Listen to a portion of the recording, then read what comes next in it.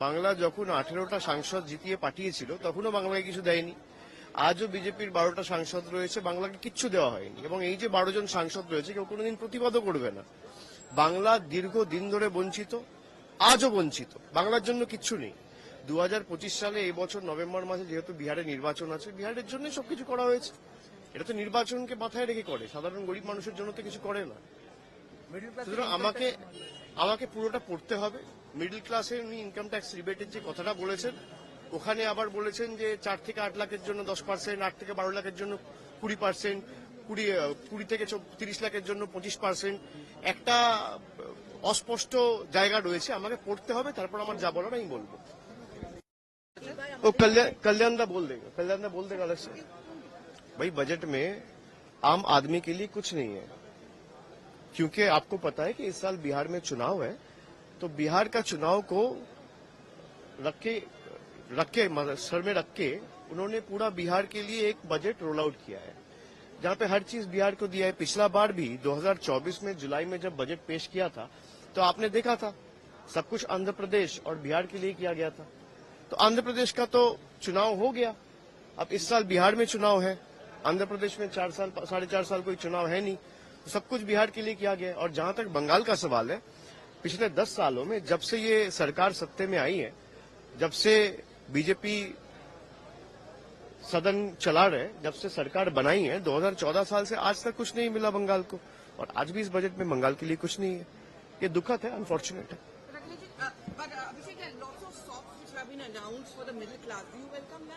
See, I have to read the budget carefully. There has been a lot of confusion the way the budget has been presented, and she has also said that there will be exemption depending on different categories. For 4 to 8 lakh categories, there is going to be 5% rebate, and then 8 to 12, there's going to be 10%.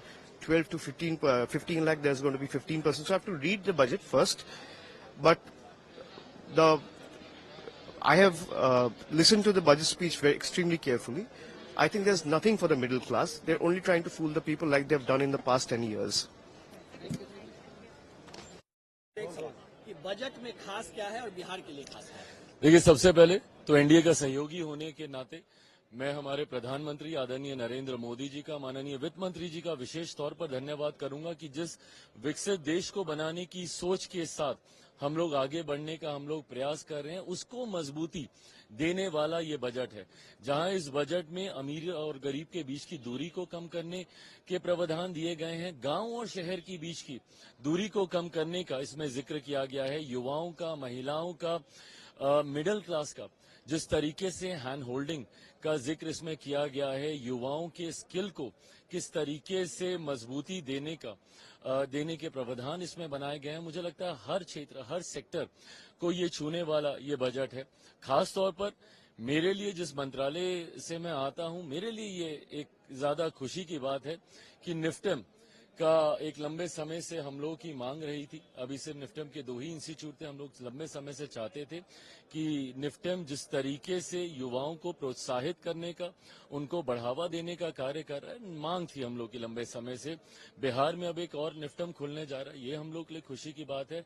और साथ ही में मखाना, जो कि पुनः food processing में ही आता है और उसका सबसे ज्यादा उत्पादन बिहार में होता है, उसका मखाना बोर्ड बनाने का जो जिक्र किया गया है, उसके लिए भी मैं बिहारियों की तरफ से माननीय वित्त मंत्री जी का विशेष तौर पर मैं धन्यवाद कहूंगा। जिस तरीके से बिहार में इंफ्रास्ट्रक्चर डेवलपमेंट का जिक्र किया गया, एयरपोर्ट्स, ग्रीनफील्ड एयरपोर्ट का इसमें जिक्र किया गया, एयरपोर्ट की एक्सपेंशन का जिक्र किया गया, आईआईटी में जिस तरीके से बिहार में एक्सपेंशन का जिक्र किया गया, तो मैं ये मानता हूं कि बिहार के लिए भी और साथ में पूरे देश में जिस तरीके से अपेक्षा, इवन अगर आप टैक्सेशन में भी देखें, टैक्स सेक्टर में भी अगर आप देखें, जिस तरीके से नए टैक्स स्लैब्स ने ज्यादा कमाई हर व्यक्ति के हाथ में बचे, इस सोच के साथ इन स्लैब्स को तैयार किया गया है। तो मैं मानता हूं कि ओवरऑल ये एक बहुत ही खूबसूरत और मजबूत बजट है। बजट में सबसे बड़ा खास यही है कि किसी जमाने में लखपति होना एक बहुत बड़े अमीरी होने की निशानी मानी जाती थी, पर आज के समय में मिडिल क्लास को सबसे ज्यादा बोझ है। और लखपति 1 लाख रुपए महीना कमाने वाले को इनकम टैक्स के संपूर्ण छूट दे करके, और जो सैलरी वाले उनको 12,75,000 तक की पूर्ण छूट दे करके जो मध्य वर्ग का ध्यान रखा है वह भी ऐतिहासिक है। और इस बजट में बिहार, जो कि सबसे पीछे छूटा हुआ राज्य है इस देश में, उसके विशेष ख्याल रखा गया है। चाहे वह उसके इरिगेशन प्रोजेक्ट हो, चाहे वह ब्राउनफील्ड एयरपोर्ट के प्रोजेक्ट हो, चाहे किसानों का मखाना प्रोजेक्ट हो, तो हर गरीब की चिंता और सबसे पीछे छूटे हुए प्रदेश की चिंता, दोनों की चिंता माननीय प्रधानमंत्री श्री नरेंद्र भाई मोदी जी ने किया। और बिहार में बजट के लिए क्या खास प्रोविजन? बहुत कुछ है। किसानों के लिए इरिगेशन प्रोजेक्ट है कोसी का अलग से, मखाना बोर्ड के कारण पूरे उत्तर बिहार में जहां मखाना के किसानों की खेती होती है उनको लाभ होगा। जो हम लैंडलॉक देश हैं, हमारे पास एक भी अंतर्राष्ट्रीय उड़ान के लिए एयरपोर्ट नहीं था, लेकिन अब नया ग्रीनफील्ड एयरपोर्ट बनाने से बिहार से विदेश जाने के लिए, चाहे वह सामान हो चाहे व्यक्ति हो, उसकी भी सुविधा बढ़ेगी। तो हर चीज में बिहार को भी विशेष ध्यान रखा गया और देश के गरीब और मध्यम वर्ग का भी बहुत विशेष ध्यान रखा गया।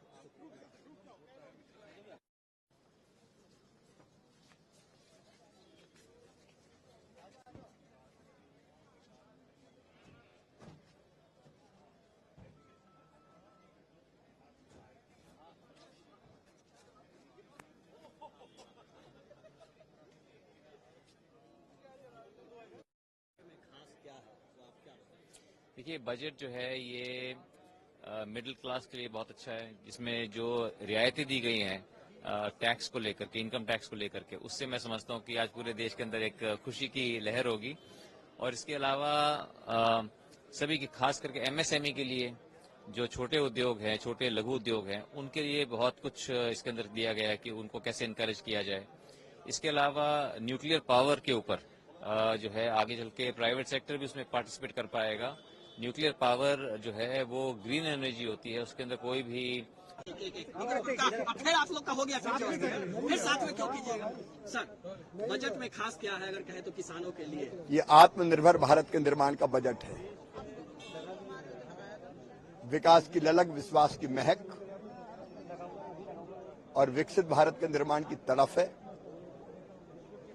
कृषि और किसानों के कल्याण पर सर्वोच्च ध्यान दिया गया है। चाहे किसानों के निवेश की क्षमता बढ़ाने का सवाल हो, किसान क्रेडिट कार्ड पर अब 5 लाख रुपया तक मिलेंगे। कम उत्पादकता वाले जिलों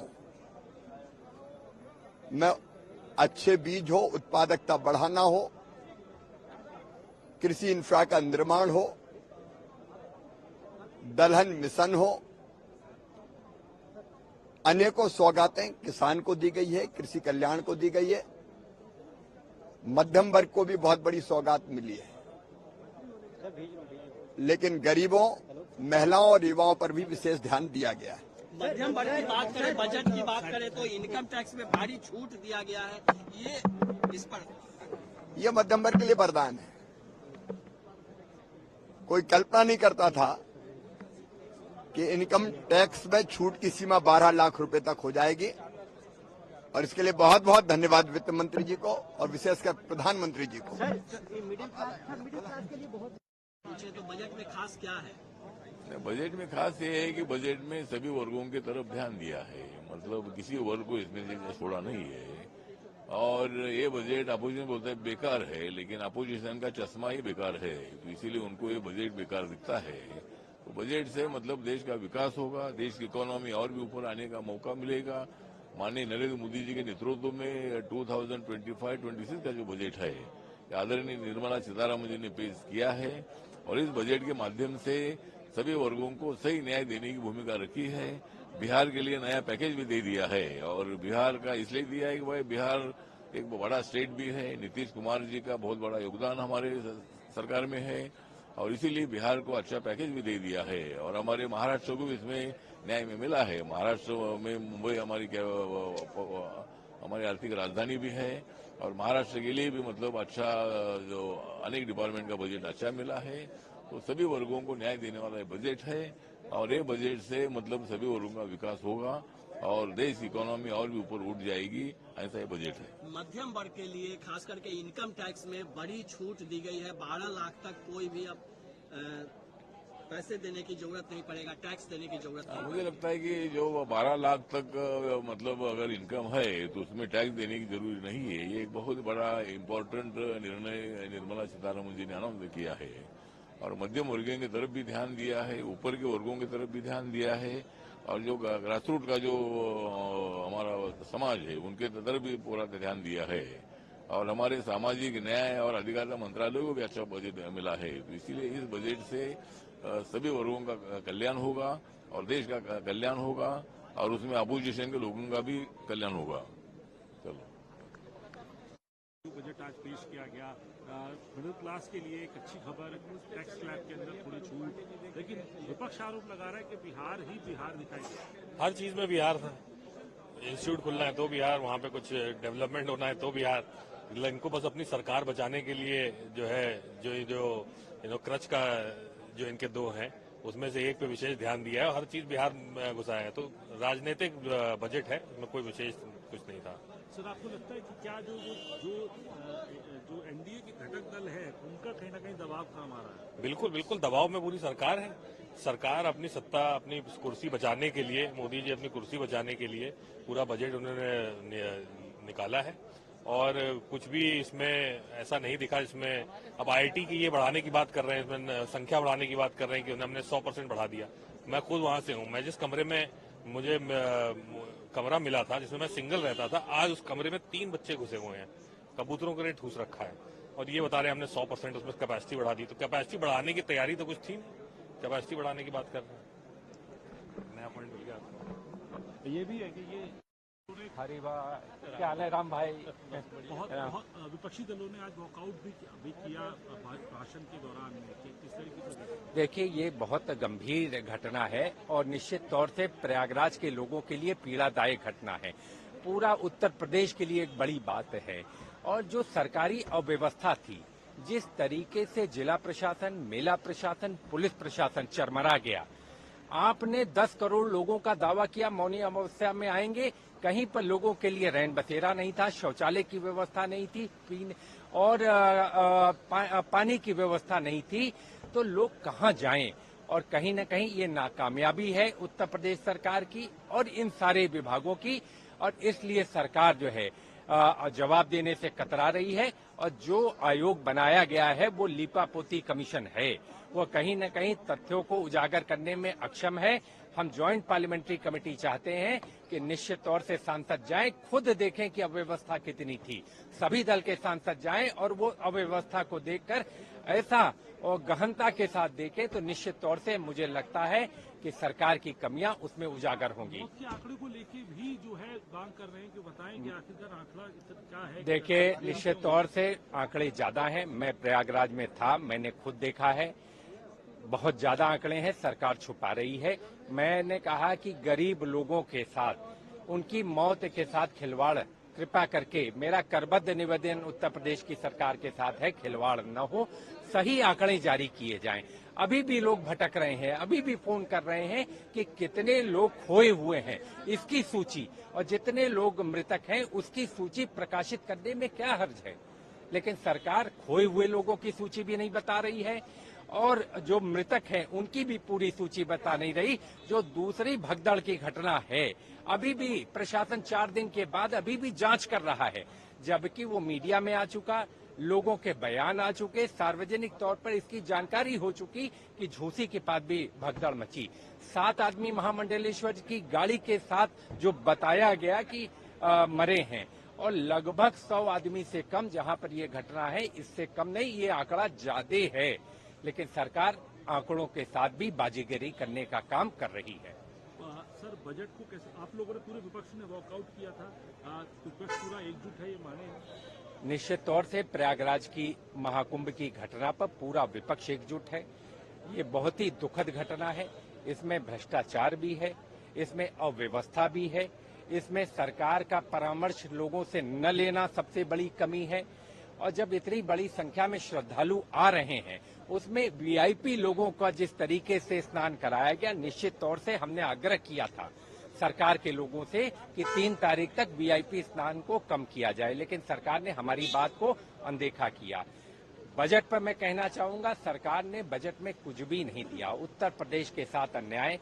प्रयागराज में हम एम्स की उम्मीद कर रहे थे, लेकिन सरकार ने प्रयागराज में एम्स न देकर प्रयागराज के लोगों को निराश करने का काम किया है। 25 करोड़ की आबादी उत्तर प्रदेश की है, मात्र 2 एम्स हैं।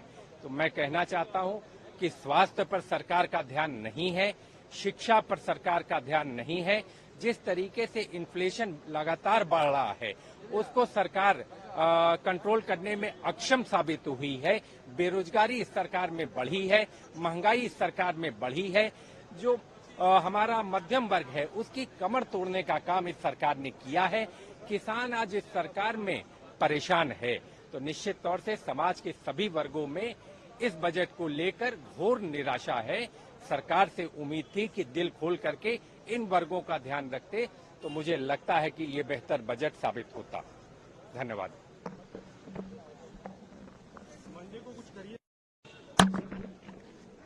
So what do you have to say about the budget, sir? Not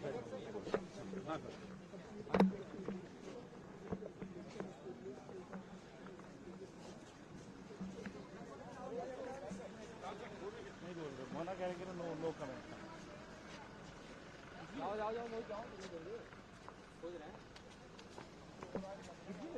बोल ही नहीं रहे,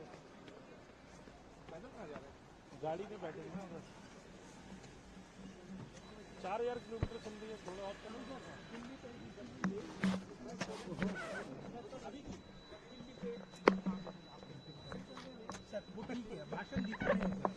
सर भाषण में आपका पूरा सर पूरी डांट दिखाते हैं। सच्चाई बताओ सर, उनको यार मैंने नहीं लगाया सर, उधर से मारे उन्होंने धक्का। सर बजट पे सर दिल्ली इलेक्शन पे तो सर थोड़ा सा हमसे आप लोग बात, सर आप रैली में तो बोलते हैं हम लोग क्या करें, हम लोग आप लोग बाइट आपकी रैली कवर करने जाते हैं, हमें तो समय दीजिए सर। और हमारा तो सर मेरा तो अब तक नहीं मिला। बजट पे हर साल बोलते थे सर।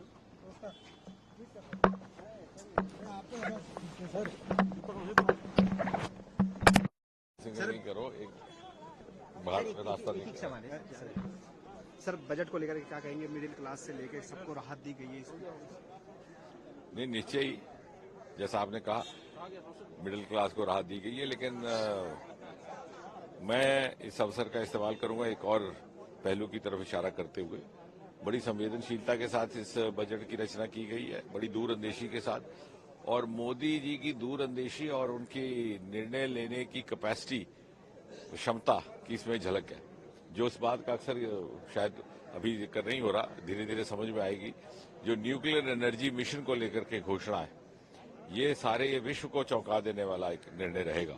और मुझे लगता है कि जिस तरह से अंतरिक्ष को लेकर के कुछ वर्ष पहले प्रधानमंत्री मोदी जी ने एक रेवोल्यूशनरी निर्णय लिया था, क्रांतिकारी निर्णय लिया था, स्पेस रिफॉर्म्स नहीं लाई और फिर प्राइवेट सेक्टर के साथ पीपी मॉडल में खोल दिया।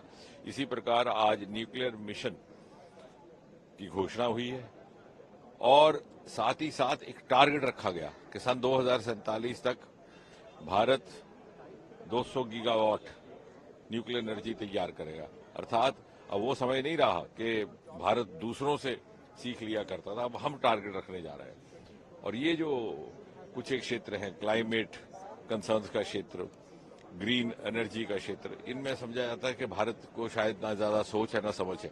आज उन क्षेत्रों में भारत अगुवाई करने की स्थिति में। एटॉमिक एनर्जी एक्ट में अमेंडमेंट करके उसको किस तरह से प्राइवेट सेक्टर को उसमें इन्वॉल्व करना, ये एक बहुत बड़ा निर्णय रहेगा जिसका विश्वव्यापी चर्चा होने वाली है। उसके अतिरिक्त डीप टेक स्टार्टअप्स, मुझे लगता है कि टेक्नोलॉजी का इस्तेमाल करते हुए हर क्षेत्र में, फार्मिंग के क्षेत्र में आप देख लीजिए किसानों के लिए किस प्रकार से टेक्नोलॉजी की मदद की जाएगी, डीप टेक स्टार्टअप्स को लेकर के, ग्रीन एनर्जी मिशन की बात हुई है, जियो स्पेशल पॉलिसी जो आपका स्वामित्व का कार्यक्रम है जिस पर आधारित है। तो मुझे लग रहा है कि एक ऐसा बजट है, इसमें मिडिल क्लास के लिए तो राहत है ही है टैक्स के माध्यम से जैसे आपने कहा, लेकिन जो दूसरे क्षेत्रों में इतने दूरगामी निर्णय लिए गए हैं जिनका धीरे धीरे धीरे धीरे समझ में भी आएगा और चर्चा भी होगी। सिया पाटिल इस वक्त मौजूद हैं सर। आज बजट 15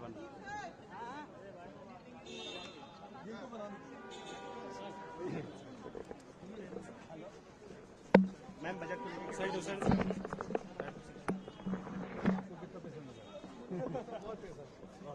शक्ति से लेकर के कई सारे और देश के मिडिल क्लास को भी ध्यान रखा गया, इसमें क्या सर्वांगी विकास के लिए जो बजट की आवश्यकता है उस तरह का बजट इस बार फाइनेंस मिनिस्टर ने पेश किया है। माननीय प्रधानमंत्री श्री नरेंद्र मोदी साहब ने देश के सभी सेक्टर के लोगों को लिए उनकी आवश्यकता के अनुसार इस बजट में कुछ न कुछ देने की कोशिश की है। जल जीवन मिशन की अगर बात करेंगे तो इसके अंदर जो आज तक में 15.44 करोड़ घरों में जो पानी दिया गया है उसकी वजह से जो फायदे हुए, जैसे 5.5 करोड़ घंटे महिलाओं के रोज पानी के लिए जाना पड़ता था, उसमें अंदर उनका खर्च होता था। आज उनके जो 5.5 करोड़ घंटे रोज के बचे वो अपने घर के लिए, अपने बच्चों के लिए, उनके एजुकेशन के लिए, उनके परवरिश के लिए या आर्थिक उपार्जन के लिए वो खर्च कर सकती है। आप देखेंगे तो शुद्ध पानी देने की वजह से WHO का रिपोर्ट कहता है कि भारत में ये 5 साल के अंदर 4 लाख बच्चों को मौत से रोका गया है, मौतें रोकी गई है और 8.4 लाख करोड़ रुपया जो खर्च होता था आरोग्य के लिए, हर व्यक्ति अपने बच्चों के लिए और खुद के लिए जो खर्च करते थे उसमें से भी इतनी बड़ी बचत हुई है। ये प्रोजेक्ट की साइज के अनुसार देखा जाए तो बहुत बड़ा फायदा, हम बच्चों की मौतों की कीमत नहीं लगा सकते। तो 4 लाख बच्चे की मौत अगर शुद्ध पानी देने से बच सकते हैं तो ये बहुत बड़ा काम है। आने वाले दिनों में हम लोग 4.39 करोड़ घरों में जो पानी देना है, शुद्ध पानी देना है और क्वांटिटी में पानी देना है और हम पूरा करेंगे। ये हम देश को विश्वास दिला। मोदी साहब का फुल आपके माध्यम से बहुत बहुत धन्यवाद करते हैं और निर्मला सीतारामन जी फाइनेंस मिनिस्टर का भी बहुत बहुत धन्यवाद करते हैं। देखिए, बजट तो अपनी जगह है, उस पर हम टिप्पणी करेंगे, निराशाजनक है। पर सबसे बड़ी चिंता की बात है कि यह सरकार कितनी क्रूर और असंवेदनशील हो गई है कि मैंने स्वयं राज्यसभा में 258 रूल के अंदर पॉइंट ऑफ ऑर्डर रेज किया कि सैकड़ों लोगों की जान कुंभ मेले में गई और कुंभ मेले में हम संवेदना तक व्यक्त करने के लिए तैयार हैं, शोक प्रस्ताव तक लाने को नहीं तैयार है। इस सरकार लिस्ट जारी करने को नहीं तैयार है। ये मुद्दा मैंने अभी सदन में उठाया। हो गया। मैं बजट को लेकर यही कहूंगा दैट दिस इज मैं बधाई दूंगा माननीय फाइनेंस मिनिस्टर को कि प्रधानमंत्री जी के ओवरऑल गाइडेंस में उन्होंने अपना 8वां बजट दिया and it's an excellent budget. और आप बजट की जो प्रोविजंस देखें, आई मीन पिछले दिनों में हल्ला ये लोग कर रहे थे ऑपोजिशन वाले के मिडिल क्लास के लिए कुछ नहीं है। मिडिल क्लास की जो पर्सनल टैक्स एग्जेम्पशन है 7 लाख से 12 लाख ले हो गई और भी बहुत बढ़िया फीचर्स हैं। मैंने कुंभ को छोड़िए ना, बजट की बात आप हम कर रहे हैं और बहुत बढ़िया बजट है जिसके The way opposition is alleging that this is just because of vote bank, how do you see? What is your? What do you mean? You see, you have to do some context setting. Budgets. Look, this is the first full budget of Modi 3.0. Point 1. Point 2. Elections will happen. This time, this year, election now in Delhi, then in Bihar, then somewhere else. Election because unless you have one nation, one poll, elections will happen. But you have to do an annual budgeting exercise also, whereas governments existing spending, revenue receipts, expenditure, all have to be looked at. But I think what stands out about this budget, it provides a feel-good factor. It will encourage spending not only in infrastructure because of capex, but the middle class, especially, which has gone up from 7 to 12. I'll talk to you in detail later. Thank you.